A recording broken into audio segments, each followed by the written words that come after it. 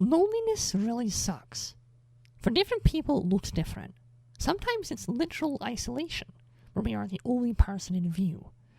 But more often we are lonely amongst people, and feeling like we don't belong, and that no one around us can relate to us. That happens here to poor Enzo, and he'll find company in the most unexpected of places. No binomes were injured during the recording of this program. Next cycle on True Stories of Mainframe. Arg, how do you know that then? I'm a gardener. I know everything. Psst, that's Guardian. Guardian. Enzo, are you still sitting there watching Mike the TV? Why don't you go play outside? Who with? I've got no friends. You're always too busy, and Bob's in that game.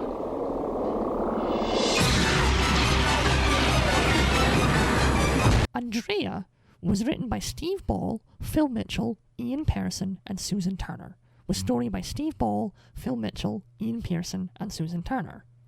The main cast includes Michael Benier as Bob, Kathleen Barr as Dot, Matthew Sinclair as Enzo, Michael Donovan as Mike the TV, Cecil, and Fawn, and Andrea Lindman as AndrAIa. The episode begins with Enzo watching a program on Mike the TV, a hilarious reenactment by a theatre troupe of a scene from The Quick and the Fed, which is a great lampshade hanging, in my opinion, of the early episode's cheesiness. As Enzo laments to Dot about his loneliness and lack of friends, we also see Bob in another rendition of the game from the very first episode.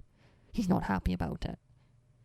After the game ends, he returns to the diner steaming mad, and rants to Dot that these two binomes, one resembling Captain Kirk and the other Captain Picard, entered the game and tried to win by blowing up the planet, while they were still on it. When asked why he did it, the Kirk binome says, in Kirk fashion, "Because I had to, mister." And all he did was keep saying, "Make it so." And engage. I said engage more times than make it so, actually. What am I gonna do? What about a little refresher course? You could base it on that README file of yours. Games, a survivor's guide. Hey, that's not a bad idea. Thanks. Now, could you help me with my little problem? What? Enzo? I didn't even notice him. Exactly. We're both too busy running businesses or saving Mainframe to have time for him. And he hasn't got any friends because there aren't many small sprites left in Mainframe since the Twin City was destroyed. Oh, I'm sorry, Dot. I didn't mean to... No, I'm okay. It's just that talk of the other city reminds me of my father. Whoa, hold the phone for a minute. Twin City? Dot's father? I smell lore building. Awesome. Dot goes on to say she misses him. We learn some amazing details of Mainframe's past here. And knowing that when someone dies here they become nulls, and there are so many nulls in Mainframe, it's all starting to come together. But for now, let's deal with the narrative in front of us. Bob approaches Enzo and tries to cheer him up by saying he could have used his help in the game. Dot gives him a slap, and Bob changes his tone to ask him about Frisket. Enzo replies he's feral and could be anywhere. He bursts into tears, declaring, "If Dad hadn't blown up the other city, I'd have some friends." Damn. We see him on a park bench crying in the next scene. Our attention is drawn in the following scene to Bob in an auditorium, giving a lecture on what to do in a game. This seems like filler at first glance, but is very important for two reasons. First, it shows us another example of Bob's incredible professionalism and just how much Mainframe has come to rely on him. And second, it gives us some insight into game sprites, which might be important for this tale. Hint, hint. There are 5 subsets: aggressives, defensives, passives, chaotics, and a recent addition, artificial intelligence. Aggressives only attack the user. Defensives try to block or delay anything that comes their way. Now, chaotics are the most dangerous. They try to destroy anything that moves, user or mainframer alike. Passives tend to help by revealing information about the game, and artificial intelligent game sprites are programmed to alter their characteristics to match changes in the user's playing ability. In other words, they learn and become better opponents.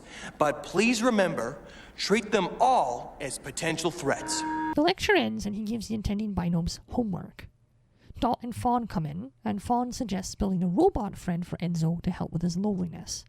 But Dot insists he needs a real friend. The three adults have no more time to ponder the question, because what should show up but a GameCube? It's landing in the same sector as the diner, and Bob and Dot race off, knowing that Enzo in his current mental state won't avoid the cube, and also might do something reckless. As predicted, everyone else flees the diner except Enzo, and Bob and Dot just barely manage to reach the edge of the cube. So here we are. Let's talk about the game. It's an amazing and beautiful underwater adventure. Enzo reboots into a homage of Captain Nemo, complete with a big ship, and Bob and Dot reboot into merfolk.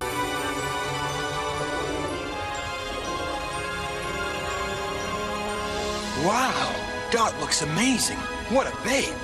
I heard that. What? Did I say that or just think it? You thought it. We're telepathic. It's part of our game character. I love the design work here.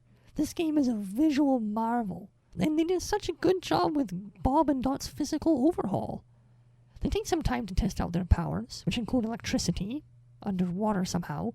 Bob informs himself and Dot that the objective is to stop the user from reaching the treasure of Atlantis, and then they take off to defeat the user. Meanwhile, we see said user, a huge and intimidating submarine, artistically resembling a shark, and a small mermaid-like girl engaging it with only a starfish shuriken.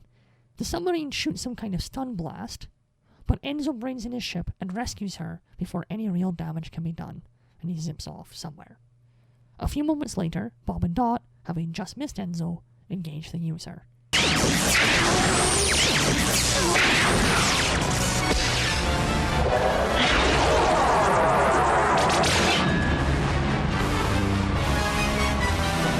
Isn't this so cool visually?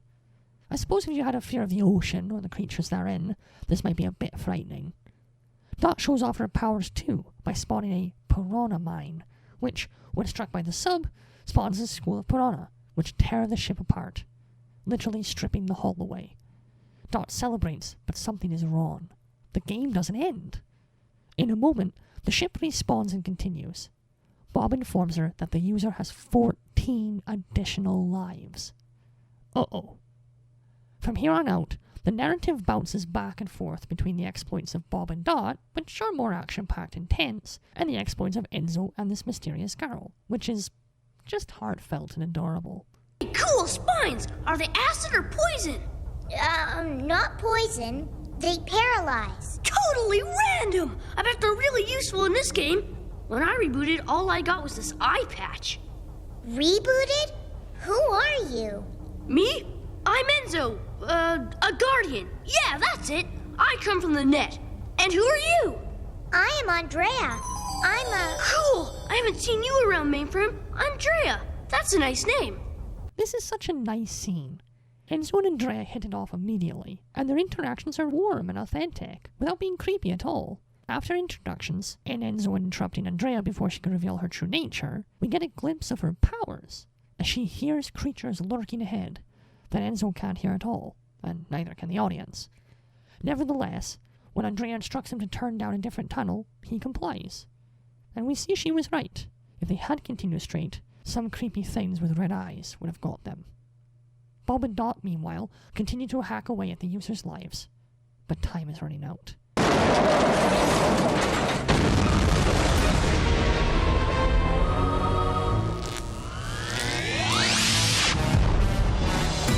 How are we doing?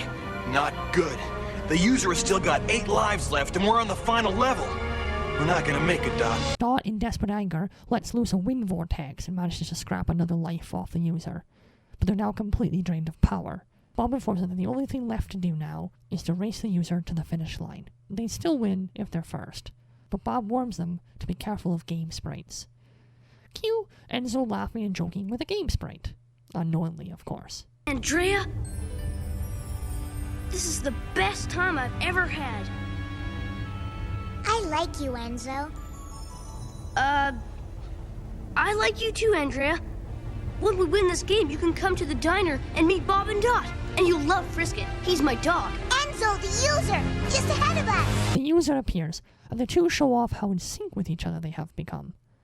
AndrAIa steers them around the user's projectiles, and then the two together blast the user with their onboard weapons. The user, of course, gets back up because, extra lives, and the two take off down a cave tunnel to escape, with Enzo navigating and AndrAIa steering. Bob and Dot, meanwhile, enter an eerie part of the game, near the end point, where the water is red with ketchup. Yeah, that's gotta be it, right? If you have a thing about sharks, this scene might not be for you. Here they come.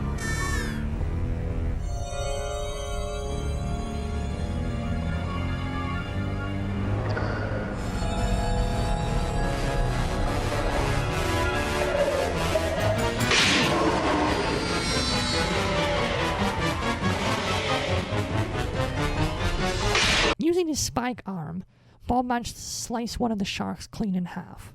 Yeah, that really happens.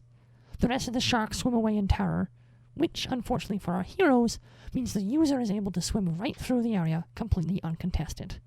Whoops. Bob and Dot make haste to chase after the user as fast as they can, but the huge submarine is just a little too quick for them. This very tense chase comes to an end when Enzo rams his ship into the sub, damaging both vessels. Bob and Dot see Enzo and the girl inside, but don't have time to help him because the sub is still intact and they need to finish the game. Sadly, as they approach, a giant squid grabs them. Enzo panics that they'll be nullified, and when AndrAIa doesn't understand, he realizes what she really is. He admits he sort of knew all along, but didn't want to hear it because he was so desperate to have a friend. AndrAIa promises they'll be together, knocks him out with her claws, and launches him out of a torpedo tube. His pod beats the user to the gold, and the game ends. And then, this happens. AndrAIa, you're here! I told you we'd be together, Enzo. I downloaded a backup of myself onto your icon. The game let me out thinking I was you. You can do that? Apparently. Cool. Now, Guardian, who are your friends? It's a game sprite? Outside of the game? I don't believe it! Hey, what does she mean, Guardian? This is a great tale. We get a narrative lesson about loneliness and how unlikely friendships can form and blossom. We get some great visuals with one of the best games done on this show. And we get some all-important world building. And best part of all, a new cast member. Yay! It's fun, solidly paced, and passionately told. I was left wanting more at the end. Always a good sign. I give this episode 3 fedoras.